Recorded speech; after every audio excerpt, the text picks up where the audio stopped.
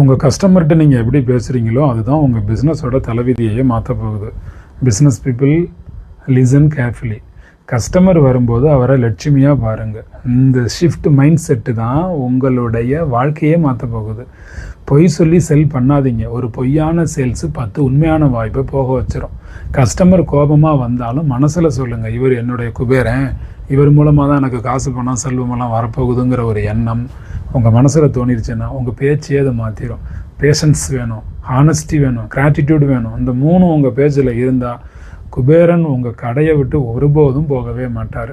குபேரயோகம் பயிற்சி நேரடியாகவோ ஆன்லைன்லேயோ நடக்குது, கலந்துக்கங்க.